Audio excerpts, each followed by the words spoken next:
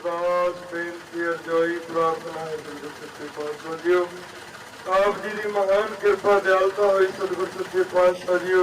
दिन रोज तो सतगुरु सच्चे पातशाह जीओ महान यात्रा जो कल शाम पलाथी के पहुंची सी अज इस वेले सतगुरु सच्चे पातशाह जीओ आप अपने पालकी साहब विराजमान हो। सतगुरु सच्चे पातशाह जीओ संगतां नूं दर्शन दिदारे बख्श के इलाके नूं करतार्थ करो। सतगुरु सच्चे पातशाह जीओ नाम ते बाणी दे नाल जोड़ो। सतगुरु सच्चे पातशाह जीओ आप जी दे पावन वाक पवन गुरु पाणी पिता माता धरत महत पहले पानी जीओ है जत हरिया सब कोई दे महावाका अनुसार। सतगुरु सच्चे पातशाह जीओ जो उसकी सांभ संभाल सेवा का कार्य चल रहा है। सतगुरु सच्चे पातशाह जीओ कृपा करनी नानक नाम चढ़ती कला तेरे बाणे सरबत दा भला बेले सोन है।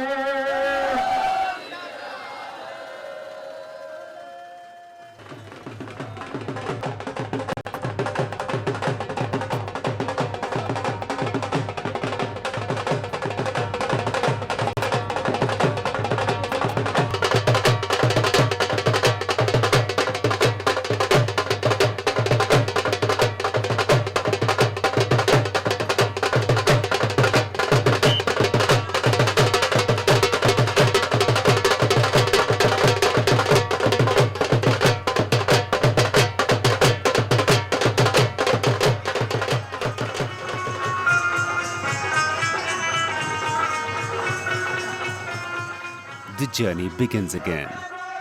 From small township of Bhulat, situated at the bank of Kali Bein, the caravan starts at 7 in the morning, narrating the glories of Guru Nanak Dev, remembering his religious philosophy, taking an oath to follow his message for humanity.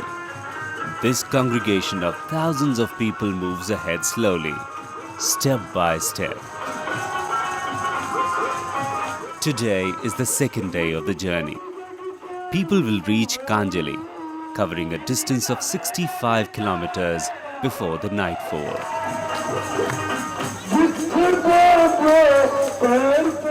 When a gathering shares an objective, and when the same thread of emotion ties them together, then it is no more a crowd.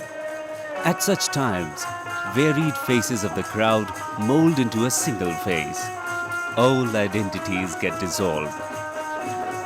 This kind of gathering becomes an indomitable force. Whoever joins this does not remain a mere individual, but becomes a part of this gigantic power. This is one such gathering, a convoy of men and women, young and old, which bound by a single goal is moving forward through streets of villages, towns, tied to the notes of same composition and dancing to the rhythm of same beats. This journey is not being undertaken merely to cover distances. Neither is it a journey to move from one place to another. This, in fact, is an expedition to bridge a gap that has settled between man and nature. At another level, it is a journey to reach that state of awareness where man will no more be nature's enemy, but would live in complete harmony with her. This is a journey to get back to the glorious past when air, water and earth were worshipped as deities in Punjab. Hence, the path chosen by this caravan is the bank of ancient and historic river Kali Bein. Kali Bein had been a victim of man's rapaciousness and his misdeeds, but she has also seen the same man performing penance for his sins. This poignant tale of Kali Bein is heartwarming.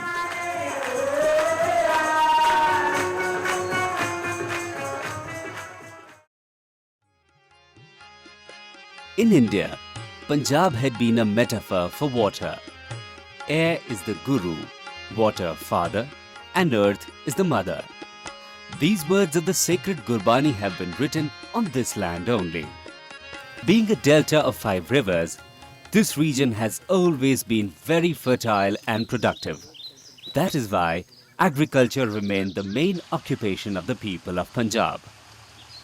Of the total geographical space of the state, 83.5% is agricultural, and 3/4 of the total population of the state is engaged in farming.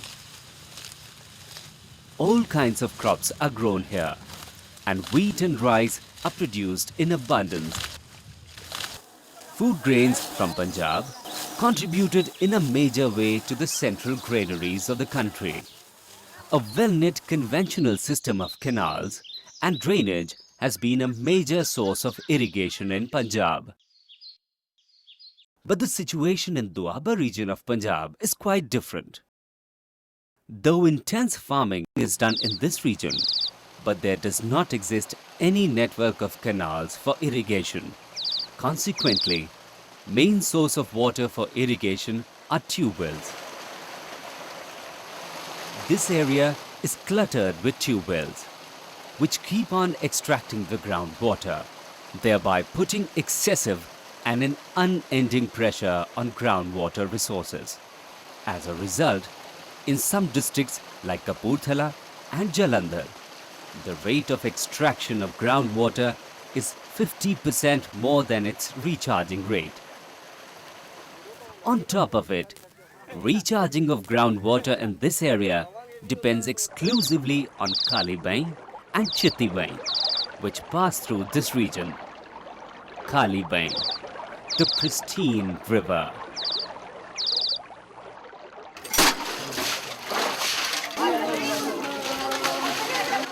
Kali Bein oozes and founds at village Dhanoa.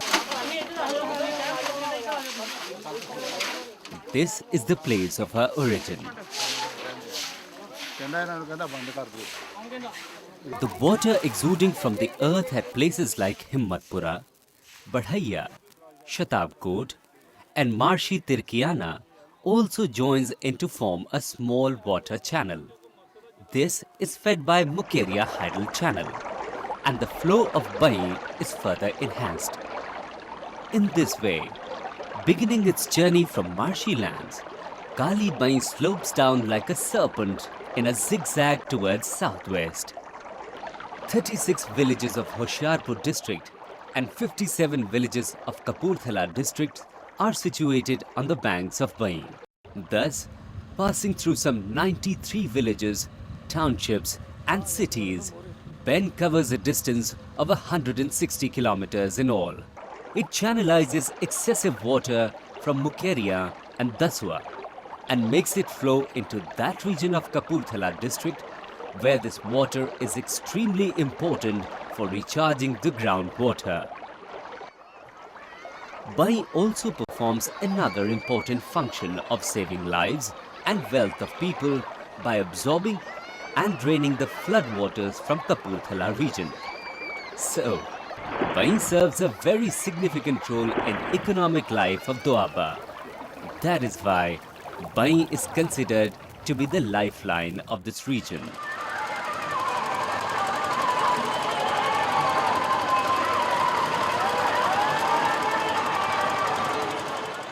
Kali Bein has also been associated with the socio-cultural life of Doaba.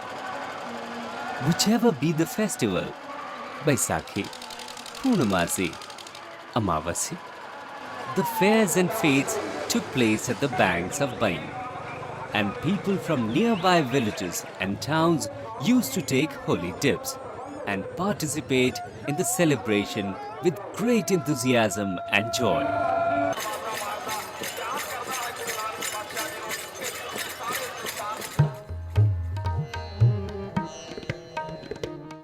For natives of Punjab, Kali Bein has great religious significance as well. Many historic gurudwaras are situated along its banks. It was at Sant Ghat on its bank when Guru Nanak Dev uttered the words which stood for the ideals of equality and brotherhood, embracing the whole of humanity.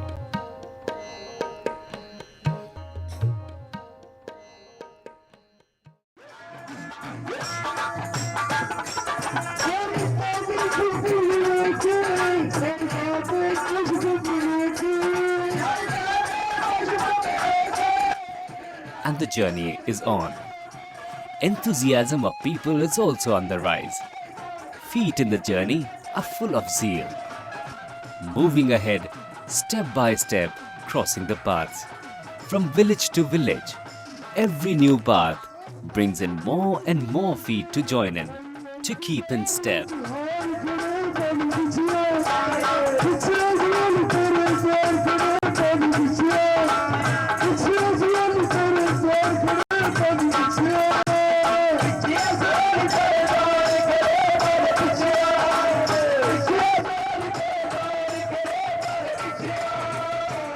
Does Bai feel the vibration of these footsteps? Does she understand the goal of this progression? Is she really listening to their prayer songs and the anguish? And their resolve for penitence hidden in the songs? Has Bai really forgiven them?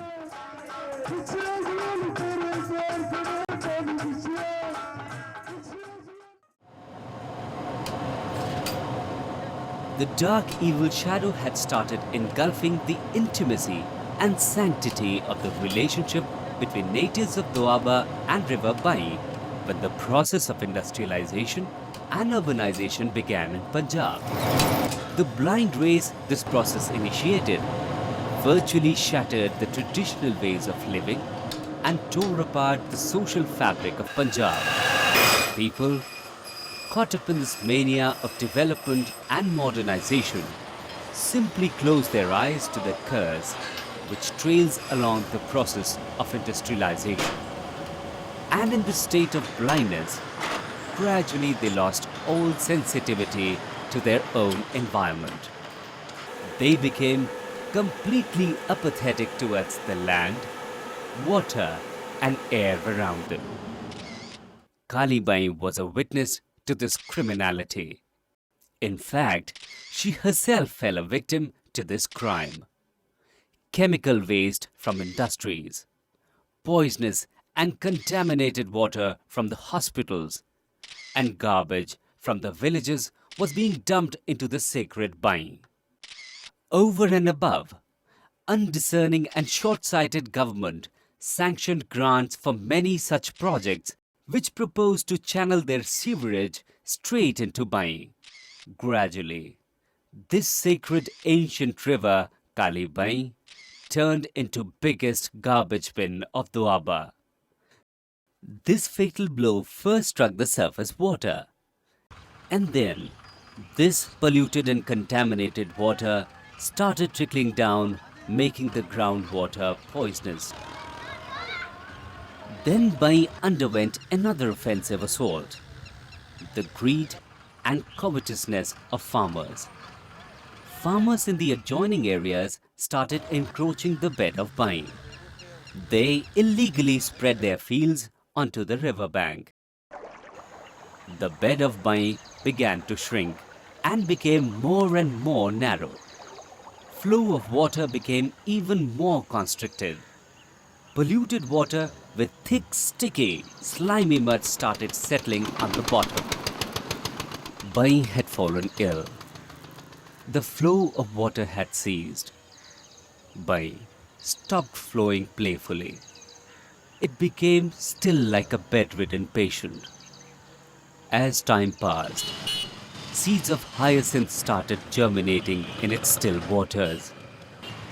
Water weeds started growing everywhere, spreading like an epidemic, and soon covered the stagnant waters of Bai.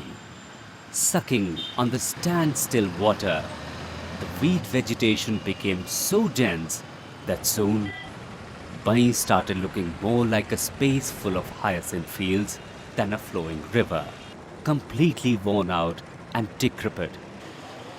Bai could not stand these repeated assaults. Finally, she died.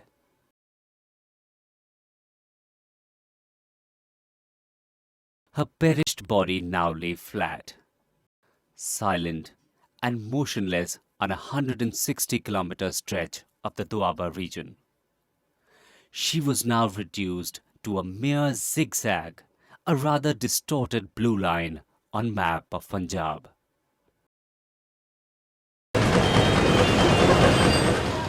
Bein had vanished, but the world around was still running. In a stupor, faster and faster in an unending blind race. It did not have time to stop. It could not afford even a moment of deviation and think about Bein's untimely death. It was so perplexed by its own troubles that it did not have the patience to ponder over the causes of her diseased conditions, the reasons that led to these circumstances. He had to run. And he just ran. He didn't have time. He was surrounded by rivals all around, who gave him cutthroat competition. So what if Bein had died? The people in this